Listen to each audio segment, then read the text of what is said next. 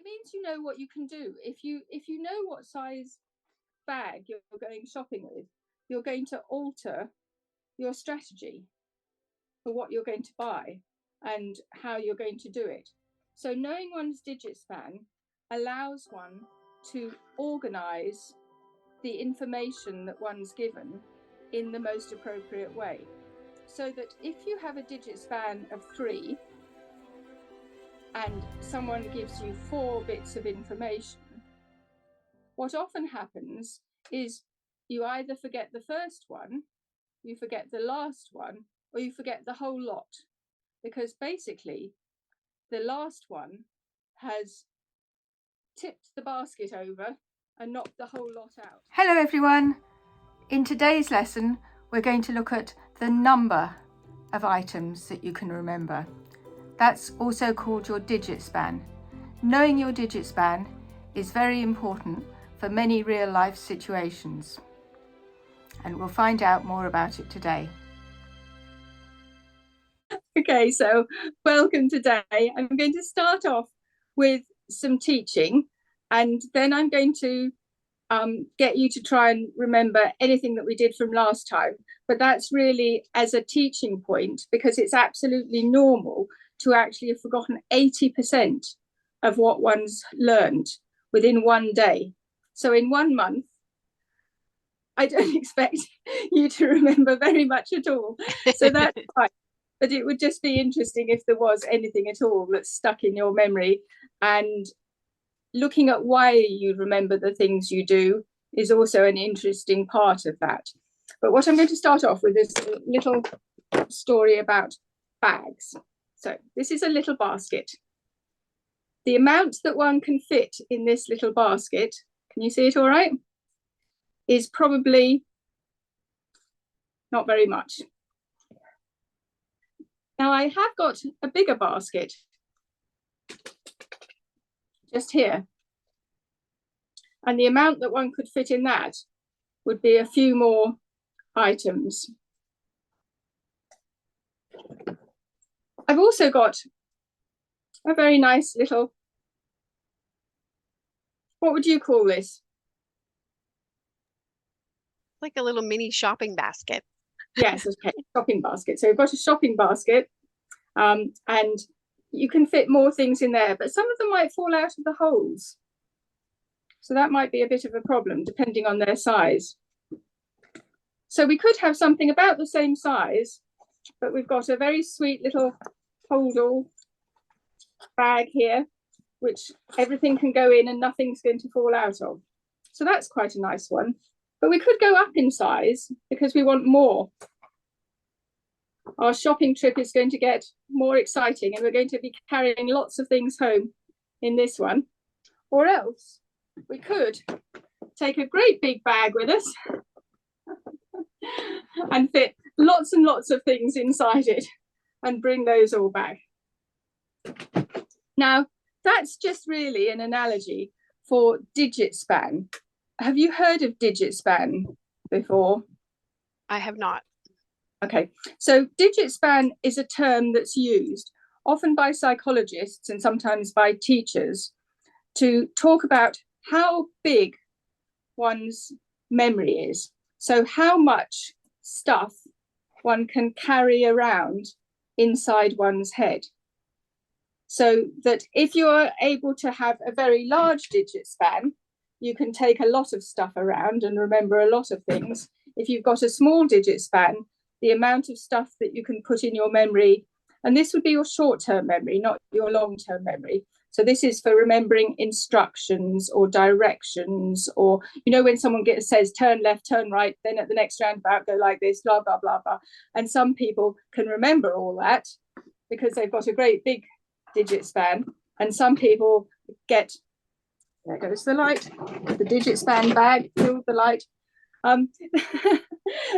Some people are like, no, say it again, or I can't remember all that, or they'll only remember for the first couple of what are they called, directions, the first couple of roads, or the first turn left, turn right.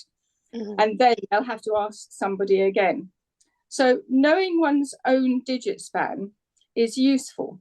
It's useful for several reasons, because it means that you know what you can do. If you know what size bag you're going shopping with, you're going to alter your strategy for what you're going to buy and how you're going to do it. So knowing one's digit span allows one to organize the information that one's given in the most appropriate way. So that if you have a digit span of 3 and someone gives you 4 bits of information, what often happens is you either forget the first one, you forget the last one, or you forget the whole lot. Because basically, the last one has tipped the basket over and knocked the whole lot out.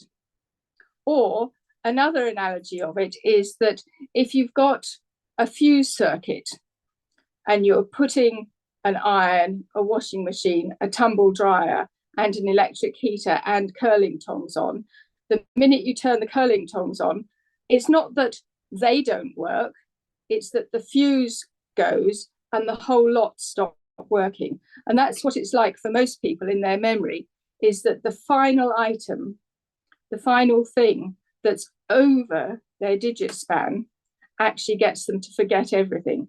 So have you ever had that experience where you've tried to remember a sequence of items and suddenly it's just become too much and the whole lot's just gone and vanished?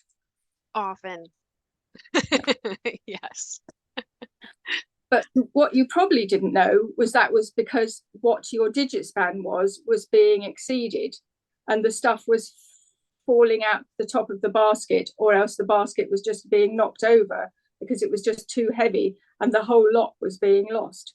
So that's why it's important to find out one's digit span, because then one stops or says to someone, just tell me 3 things. Or when you're trying to remember things in a lecture or from somebody talking to you, you set yourself, I'm going to remember 3 things from this talk or this lecture or this whatever.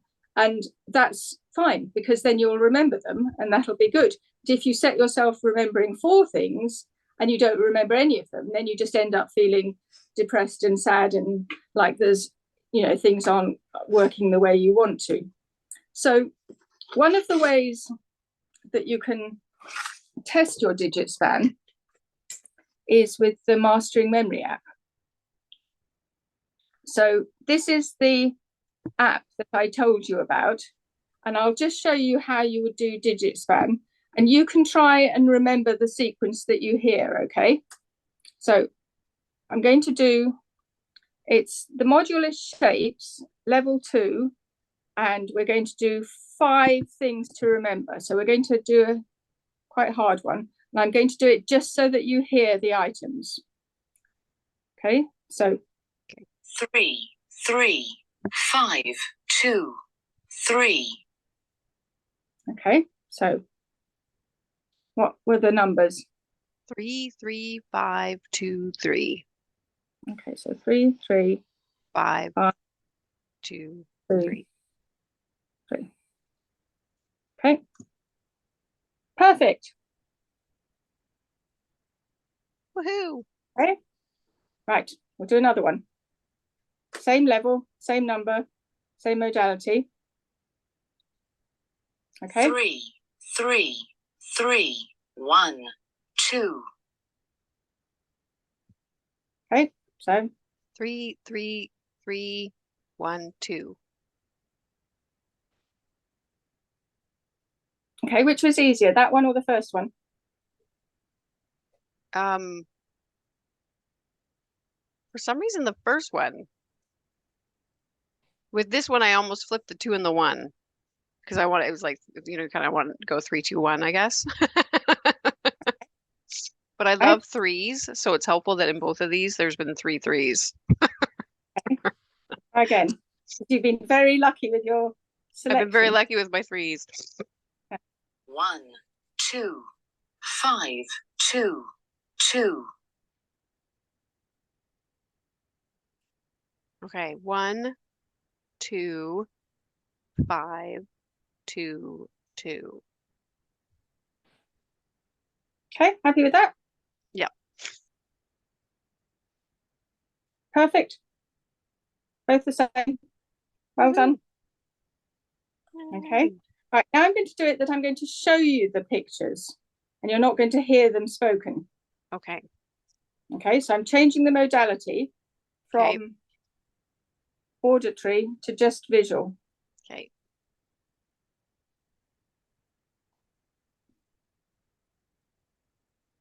Okay.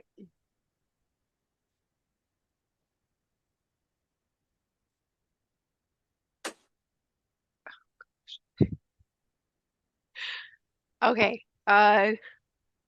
2, 3, 2, 1, 5. Happy with that? Yep.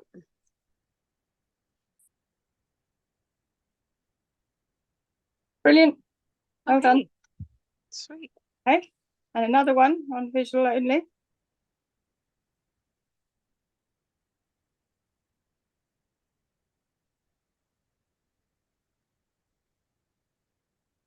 Okay. 4, 5, 3, 1, 1.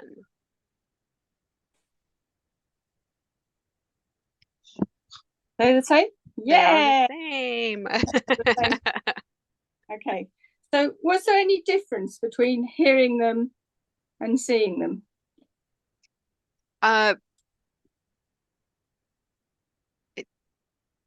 There is. There's something that happens when I hear, I do something with my hands. And yeah, for me, just visual, it's like it's a lot hard. It feels harder than the audio. I'll say that. Yeah. Okay. All right, so we'll do one more where it's visual and auditory and Okay. see how that is. 3, 1, 5, 3, 3. Right.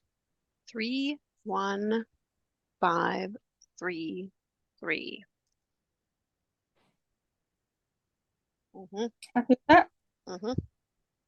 Yep. Yay! Okay. Was that easier or harder than either of the other two? I just easier. Yeah. It helps So was hearing that and seeing. that was the easiest of all three? Mm-hmm. Okay. So we're going to go up a level now because we haven't reached your digit span. You've been able to do 5 in all modalities. Okay. So we're going to go to level 3. Right. Okay. Now, do you remember last week we talked about how it mattered what color the cars were? Okay, so we talked about the train. If you just have to pick up the train, if you just have train, but you might have the color. So these numbers are going to be different colors as well. Okay. Okay, so it's a way of increasing the digit span or the complexity without just increasing the number of items and making it a kind of, long I went to market list. And it's actually more like a real life situation, because people don't generally just give you a really long list of 20 items all at the same level of complexity. They normally say the blue this, or turn left at the next roundabout and right at the third exit, and then second exit at the roundabout. It's not just all single words like those single items. So let's try. Black 6. Black 6. Blue 8. Blue 8. Black 6. Okay, so black 6, black 6, blue 8, black 6, black 6. Yep. Oh. Okay. Missed one. Yeah. So on that one, you didn't get either the color or the Mm-hmm. or the number for that one. So we've got to, how many would you say your digit span was there? So you've got 1, 2, 3, 4 completely right with 2 items in each. So that's 8 bits of information you've remembered. Mm-hmm. Okay, and then it would be 10 to remember all of them plus the colors. So we'll try one more. Black 6, black 8, black 9, black 6, blue 8. Okay. Black 6.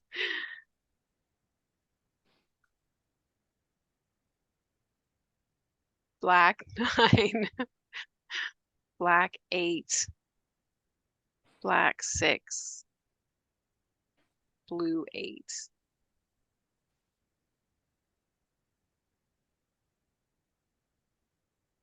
Yeah, I thought I would flip the 8 and the 9. Yeah. Okay, so again, just you got the right things, but I flipped them. just flip them. Mm-hmm. So again, there's like 6 that's definitely okay and easy for you. But when it starts getting to 10 items, something either drops off or flips or changes color or whatever. Mm-hmm. So given that the normal adult human memory span is 7 plus or minus 2 items, so that's between 5 and 9 items, and we're saying yours is definitely between 6 and 8, then that's very good. Phew. That's, I mean, this is a really hard, that's a pretty hard little test, isn't it? It is. Well, it felt like it.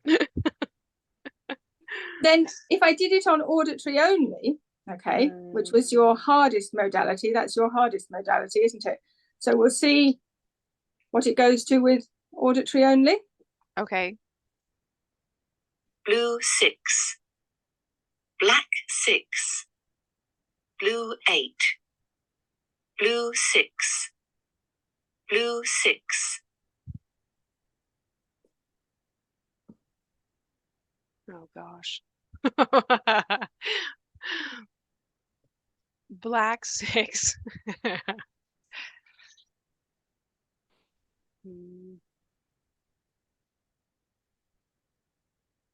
Black 8.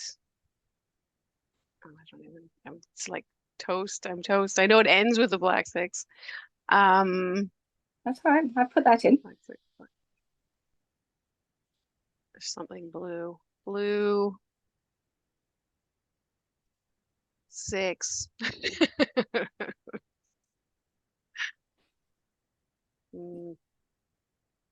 Black 8. Yeah, I don't know.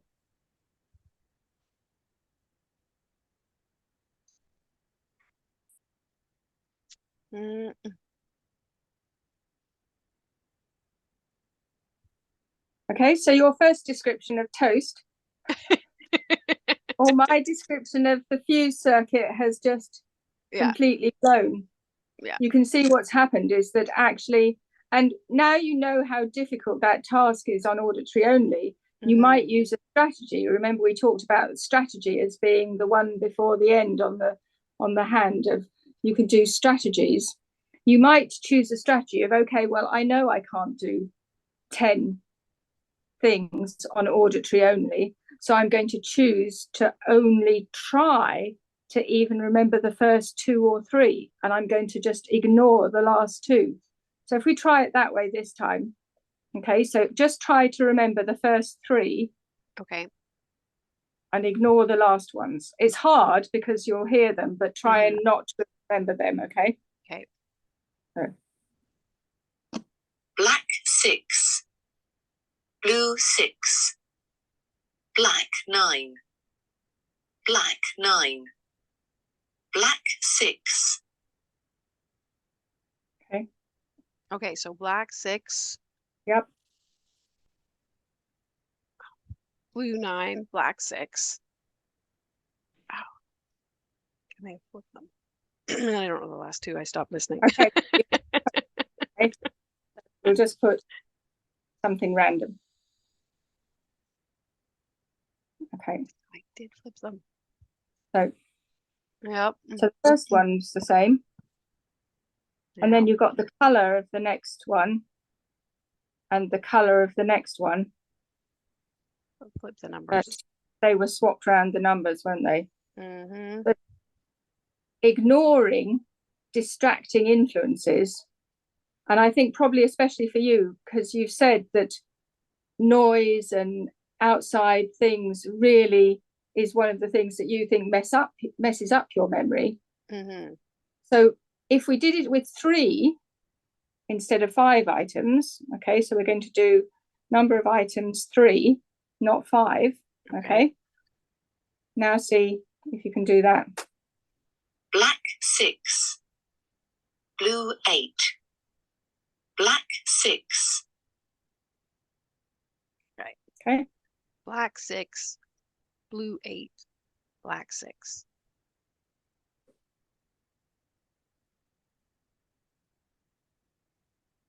Okay.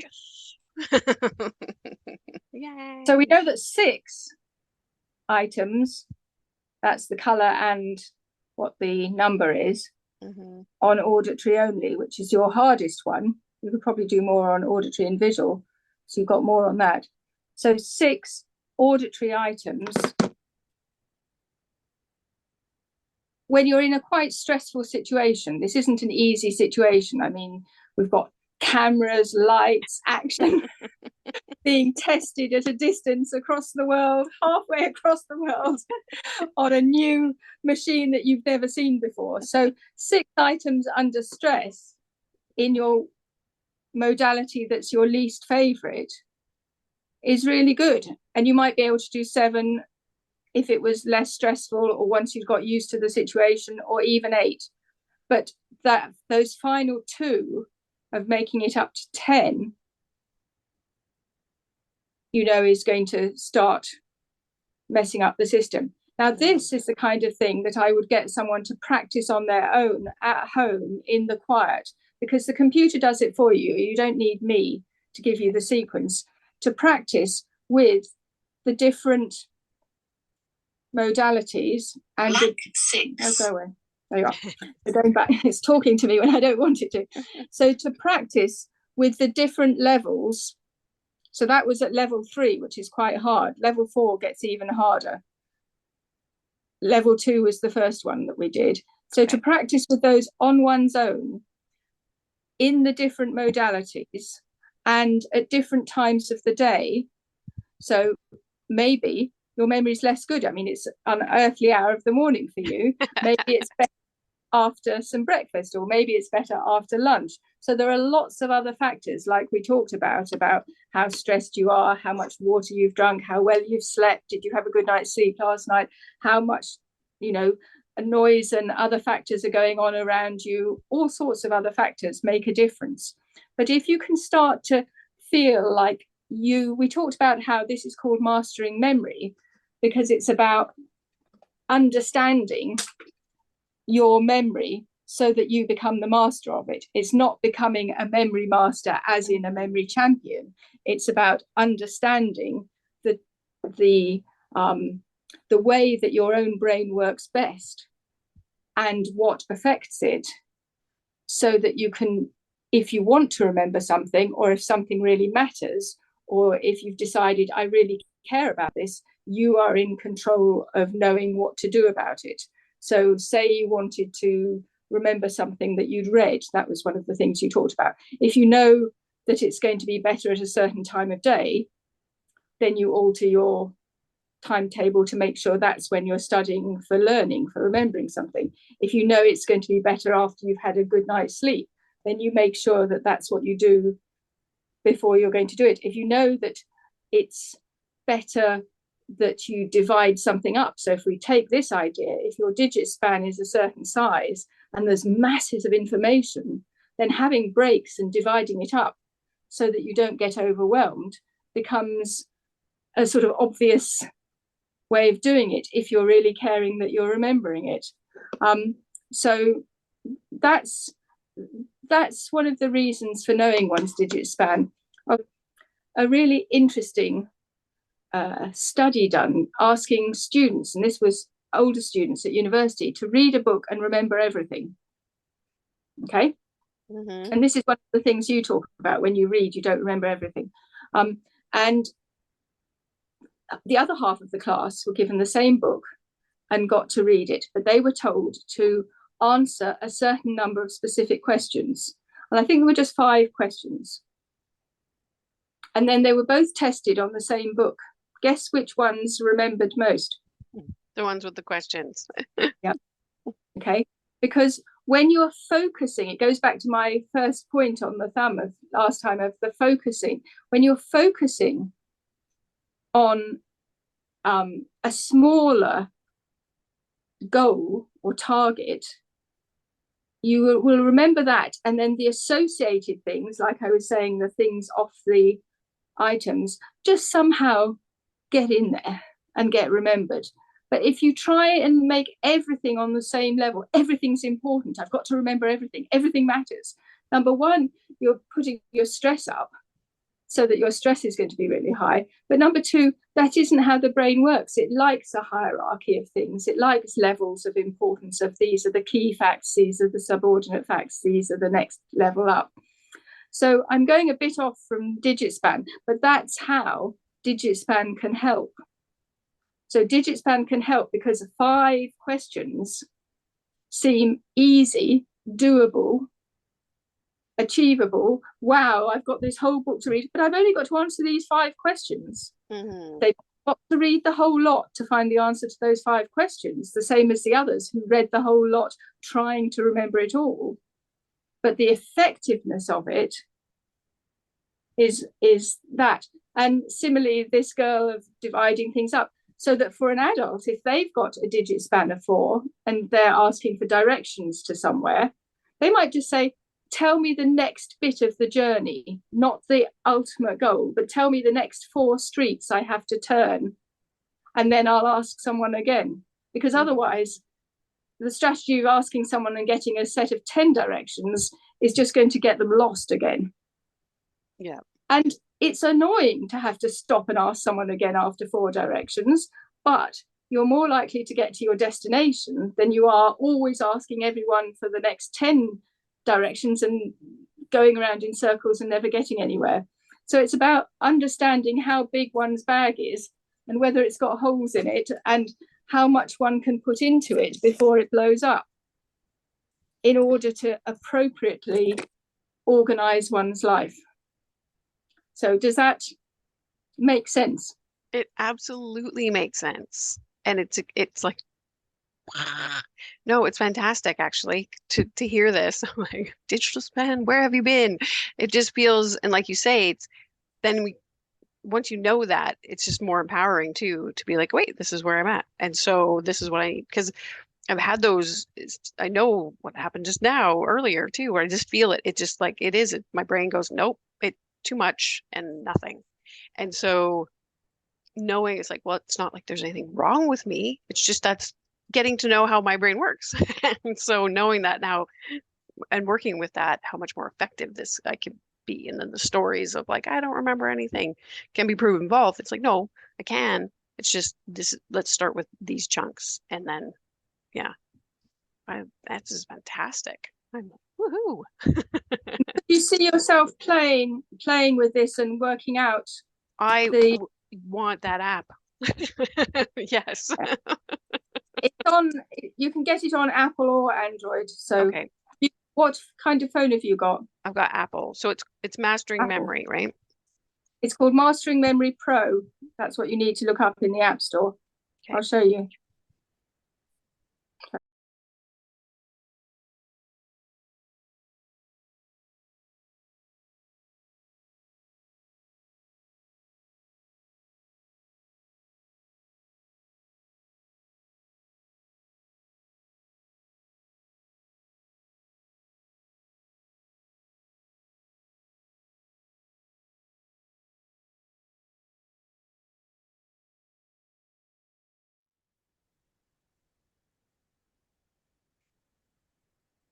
You have to put the whole description in, otherwise it doesn't work. So into the search bit at the top, try Mastering Memory. Oh, there we go. Mastering Memory Pro. Keith Avery Technology. Yeah, he's the guy that did all my computing. Okay. Wrote everything for me. That's it. Sweet. Okay, I will get that after this. So have a play around before we meet up again, and then you can report back whether you think you're still agree that visual and auditory is best for you, whether then visual is next best. Is that the right way around? And then auditory I think so. is hardest. It'll be fun to play with it more and see. But yeah. Yes. Get Mastering Memory Pro from the App Store or the Google Store and have a play. Find out your digit span in different modalities. Thank you for joining us in the Mastering Memory lessons. See you for the next one. Have fun learning about your memory.